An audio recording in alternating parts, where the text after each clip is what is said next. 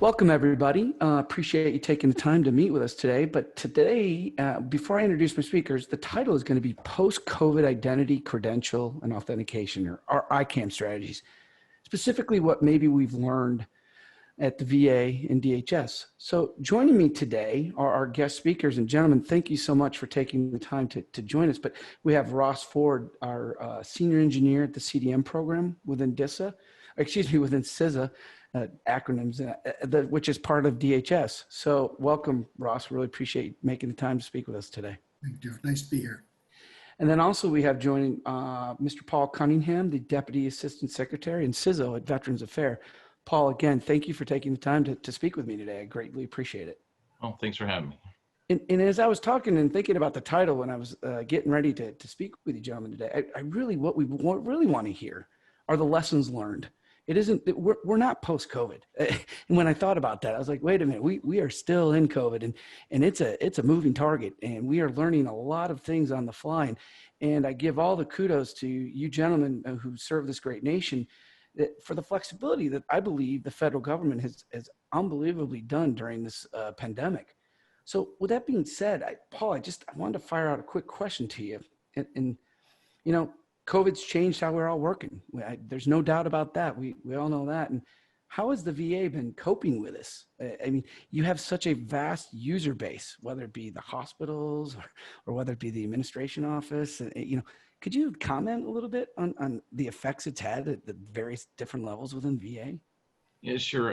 You know, a lot of people know VA, especially around the hospitals, but you know, a lot of people don't recognize too that we have about $120 billion of financial transactions that we do each year as well. And we also have,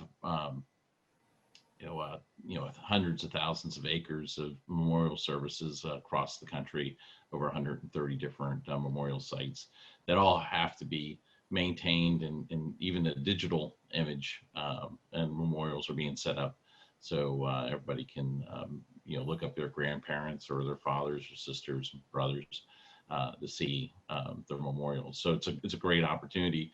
But when you start thinking about VA, that really translates to about 1.3 million endpoints. We have about 400,000 employees. So it is we've had snow days before or hurricanes, but we never had a national snow day or for this long a period of time. So it really had to change the way we looked at things. And also during COVID, we have a fourth mission, which includes supporting the medical hospitals and medical structure networks during COVID, the private sector as well. So huge landscape. And really, instead of kind of getting into bunker mode, we actually started expanding and doing a lot more and things like video conferencing, for instance. We've had over 3.5 million home telehealth visits since March. And if you think about that for a second, that means that there's 3.5 million people that did not have to go into their hospital to see their doctor to get a test reading or just get a progress check.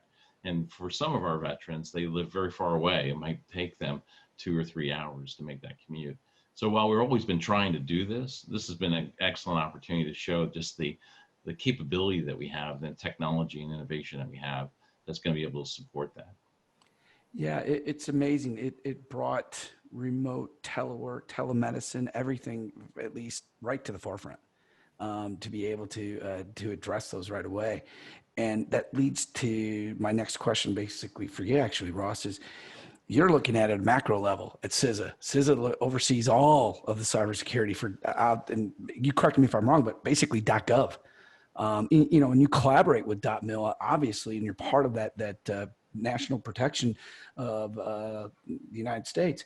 So there's got to be some other things that, you have learned or seen, because you have the joy of working with all departments and agencies, not only with VA, but everybody. So anything that you could elaborate on that?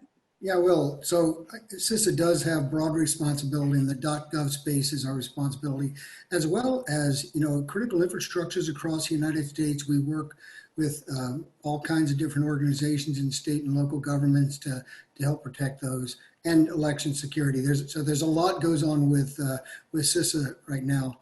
But I'll just say that in the program I work on, the continuous diagnostics and mitigation program, we actually are helping all of the federal civilian agencies to improve their risk posture. And certainly during the time of this kind of COVID, they changed their risk posture somewhat because they had to become teleworking, most agencies. Now at DHS, we were really fortunate. We have a really tremendous bunch of IT professionals that help DHS do its business. And at CISA, we are also part of headquarters in terms of our teleworking infrastructure. And we've been using the ability to do remote access to our systems for a really long time. In fact, before we had the notice to go into continuous telework, we had already done a day where everybody worked from home anyway, just to test the capabilities. And that was helpful for my agency. And I really appreciate my leadership for getting ahead of that and thinking about what might come and really responding to that. But more broadly, not only DHS is able to telework, there's a lot of activities just like VA that you have to man, the stations are manned, right? And so people are working in normal postures. But certainly at CISA, except for those people that have to be in a facility that requires them to be located, in a government facility, most of CISA is working remotely, and we've been doing so without a whole lot of hiccups. So I'm really pleased that is, and we have actually responded to many agencies that have needed help in that regard, helping them understand how to take a telework position, and do it in a responsible and a safe manner. Yeah, it's interesting. The government, and when we were talking prior, I mentioned this to both of you. The government's actually further along than I would say the commercial world. And what I mean by that further along is smart card. And PKI has been a multi-factor that's been, that's old technology, yes, but it's functional, it works, and it gives you the highest assurance that you need. So as a citizen, I sit here and I go, this is fantastic, right? And as yourselves both serving as citizens, that's what we have to have for national security and just for the safe state of mind, right? With that being said, how has the VA and DHS to this degree, and I'll ask you first, Paul, looked at different modern technologies as it relates to ICAM or even let's just take it from an authentication. Let's just take it from I have my mobile device or I have my work, my government funded equipment and log in. Is there an opportunity here for the government to get more modern or stay where they're at, the path they're going? I think the reality is they need to hybrid and do a little bit of both, but I know that was long-winded, but I wanted to make sure we take that opportunity to be clear on what I'm trying to actually hear from you guys. Well, true. We've had multi-factor authentication for a long period of time. HSPD-12, everybody's quite familiar with that, and that's been a big driver for why we have it, and then also what the form has to be from not only what type of certifications can we put on those sort of things, but also what was the how it's supposed to look exactly. Where's the picture? Right. Where's the emblem? And that's also used for physical and logical access. So it really increased our infrastructure and our ability to ensure that the right people in the right place, as both physically and logically. Now, moving forward, and certainly there was a big drive to, I remember it was green in 13 was kind of the big drive to make sure that we're all multi-factor authenticated when I was working over at Department of Energy. In doing so, everybody became very familiar with using multi-factor authentication as a primary means of connecting, authenticating. But there's some cases where we couldn't do that. And so we started looking at new technologies, and there's been a lot of expanse on that in the past 5 years to be able to look at even things down to, bump and go certification or authentication for logging in, and some environments that would make a lot of sense. Certainly if you're, radiologist or, some of the clinicians that you can't stop in the middle and let me go ahead and get my PIN in. Right. We can now go and look at these sort of environments and more importantly, DISA I'm sorry, DISA, CISA, DHS, OMB, got me doing it now, have been I very, started that. yeah, that you did, have been very Sorry. kind in looking at it and saying, let's take those risk management principles and let's find, to the greatest extent possible, we want to use multi-factor authentication. Where does it make sense to use HSPD 12 to the greatest extent possible? And then where are those unique environments or those unique situations where we can start looking at means to use alternate authentication methods that still give us that level of assurance? Yeah, I mean, Ross, any additional thoughts on that? That was No, very well said, Mr. I Cunningham. think that's exactly well said. The DHS, my phone has an HSPD 12 X509 certificate, what they call a derived PIV certificate on the phone. And that's worked really well. And we've had that for about a year. That's a really great method because it allows me to use really the same kind of strength, the same kind of token that I have on my PIV card, but I use it using my phone. That really has given me a lot of ability to access systems much more flexibly, even though I don't have to put the PIV card in the device. But as Paul says, there's a lot of other authenticators and a lot of other methods that one needs to, access services from the government that changes for the different work pattern that you have. Now that people are remote, some people can't put a PIV card into their laptop. They may not have a reader. And, the other thing that happened is a lot of people can't get the PIV card the way it's originally designed. Paul mentioned it has, it has a bunch of geography to it where you have a picture and it's put on here. Well, you need to be in person to get get the PIV card issued. And that has not been possible for a lot of people to be able to go into an on-premise facility to complete getting a PIV card. So agencies like myself, we thank OMB for working with DHS to come up with alternatives to using that and say that in this time of COVID, it's okay to do that. And DHS issues an alternate credential that doesn't have all the exact same in-person capabilities of validation, but it is the same strength of the chip that is on those cards are as strong in terms of technology as the PIV card. And we can use them in an interim period. And then when this is over and we can go back to going to the card issuance stations, then we can trade that card in for a PIV card with all the picture and all the validation that a physical person can use. And we use those cards for logical access. Like I said, if you need physical access, you really need to get a PIV card because, hey, you can get physical access to, you can go someplace and do that. Yeah, I believe the government will at some point issue multiple types. I mean, they do it today already, right? But I'm just saying, if you can get a certain security token or security device that can do all of that for you, you're going to issue that along with a PIV or even a CAC if you're on the military side, because of, I believe, telework will be here for a while. Yeah. Don't you, gentlemen, don't you think that as well? I mean, what do you think, Paul or Ross? Well, I think, oh, go ahead, Ross. I was going to say, I can tell you for my agency, for CISA, we're a growing agency and we actually didn't have enough space for everybody to work on premise all the time anyway. So we've been trading, cubes and stuff like that. So for CISA, as we continue to grow, I believe telework's going to be necessary. Even if it's not the persistent telework we're doing now, it's going to be, at least part-time telework just because we have need for that. Yeah.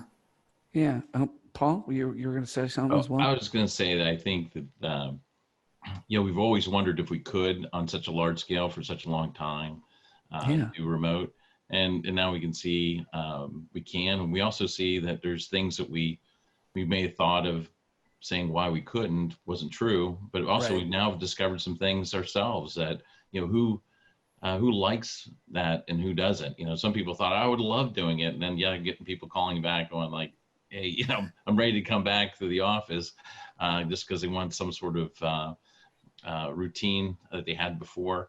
I'd also say that we do lose some capabilities. I mean, the face-to-face meetings are always the best, I think. Yeah. You catch those nuances. I know vendors much rather talk to me in person than on video conferencing. But with that said, it does change our paradigm, the way we look at things. And so I think the big issue as we still have to get through the other part of COVID, is, you know, the PIVs might be expiring. You know, they do have an expiration date on there. Yeah. Sometimes they might not be working properly, and we got to have those sort of capabilities in the background of how do we fix those problems, so we don't, we still have that same level of assurance, especially for those that are doing really critical transactions that we need to have that non-repudiation capability. Well, I have a bias for the company I work with because and the segue for that statement was, you know, we were at the beginning of FIDO, which is, as if you don't know, fast identity online, right? Which is the new credential and equaling to PKI, in my opinion. It's basically started off on, you know, web services. So FIDO, Web Authent, the new protocols. And I know everybody in every government agency is looking at it. And I know CISA is looking at it as well and waiting on NIST to come out with policy and everything around it. But it's inevitable that it'll be joining us and it's actually being accepted at a lot of government agencies across the board. You know, just to basically deal with some of the cloud things and requirements that you need, or some of the offline things that you just can't do with you can do with a security key that you can't do with a PIV or CAC, right? Just because of the SLED requirement. So I'm curious, Ross, what's your thoughts on FIDO? Yeah, you know, I'm going to just say that the world of authenticators, it opens up with 863, you know, 3B. Right. We appreciate NIST doing that and helping agencies understand that there is other alternative authenticators that can be used.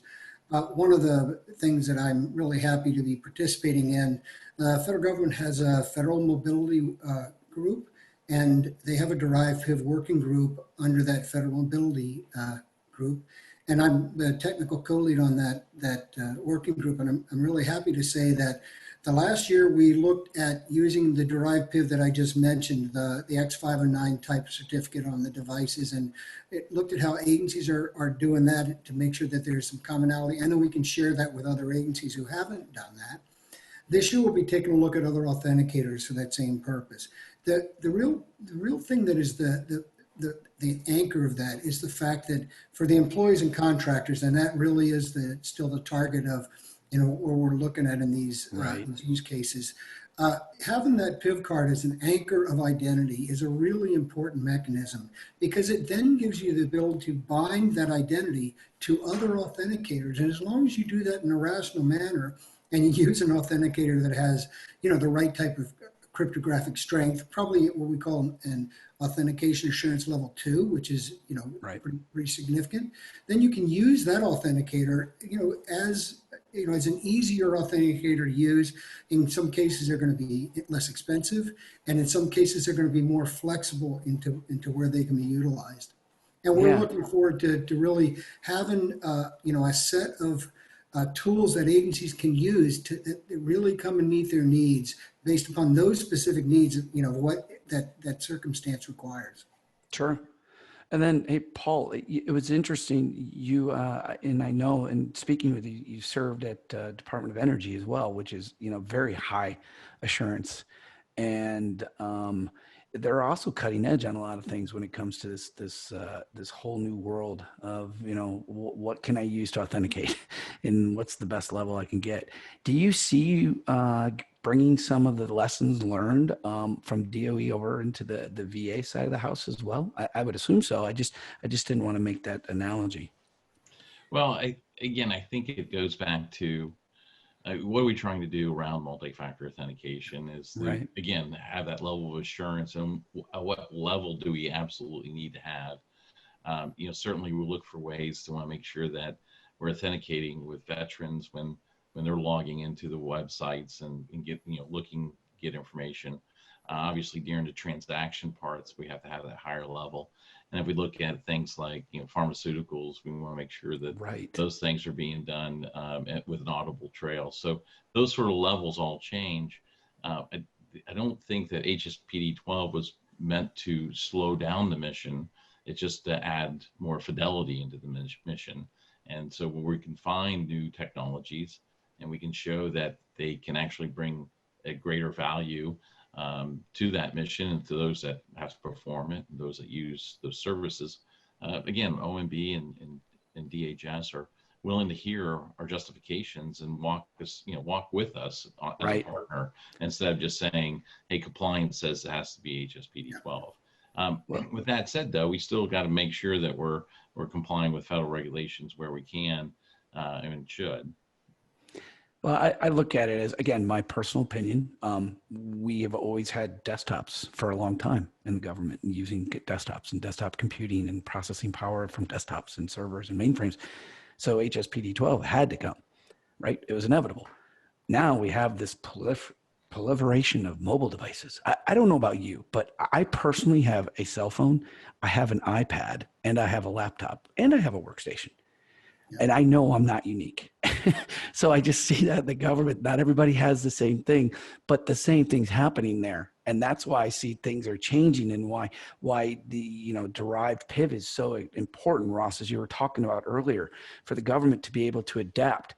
The competitive advantage that I believe remote teleworking will give the government now for staffing is, I'm betting, and this again, my opinion, and I'm curious, what the government is going to think over time is you can now hire talent, not necessarily in the DC area, because of this capability that's going to be provided and the different assurances that you're going to be getting from all the latest, greatest technology stacks, and just the integration of things that are already occurring that you already were far along and just never really were able to push it over, such as, unfortunately, we had to have a world event to do so. Gentlemen, unfortunately, we are at our time. I absolutely appreciate everything that you do, and thank you so much for your service. I sincerely mean that. I really enjoyed our time speaking today. Hopefully we get to speak more in future endeavors. And if there's anything you want to say in closing, please take this time, and I'll start with you, Ross. Yeah, it's always a pleasure to be here, speaking with the public about these issues around authentication. And we have only touched the surface. Jeff, there are lots of authenticators that are available. Right. Yep. FIDO is going to help us standardize on different methodologies. And, biometrics is going to be a part of that. We use it every day in our lives to help identify ourselves to our devices. And I think you're going to see those kind of things continue to expand. Yeah. And then how about you, Paul? Any closing comments? Well, I think if you kind of look at cybersecurity as a whole, and certainly, IDM and ICAM plays an important part of that. We really have to know who's on our networks, and what are they doing on our network. So, identity management, especially as diverse and, spread out that we are nowadays, especially remote, it's just going to continue to grow. So we want to be able to have that capability where we're engaging with people that can be across the country, and it'd be as if they're sitting right across the table from us, and have that same confidence level that we're talking to the right person. And so I see these technologies and innovation as actually being welcomed, because we can't be living in our old network thought that we were 5-10 years ago. With that said, it's all about risk management, and anything we do to bring the risk posture down and bring our confidence and fidelity up is going to be a good thing. It's going to be embraced in the federal space. So I really appreciate the great work that DHS has done in that. CISA has led the effort in the federal space in that regard, and we see them as partners. I can assure everybody listening that the federal government works very, very closely together, much more so than we did a decade ago when it comes to cybersecurity, sharing information, and then trying to find out what is the best solutions out there and bring them to the forefront for the greater good. Yeah, thank you. And one topic we didn't get to talk about that could be a next session is remote identity proofing, along with all these different types of technologies we just discussed. So I'll leave everybody with that. So thank you for your time, gentlemen. And as I tell everybody, please stay safe, stay connected, and keep plugging away. Take care. Thank you now. Thank you. Thank you.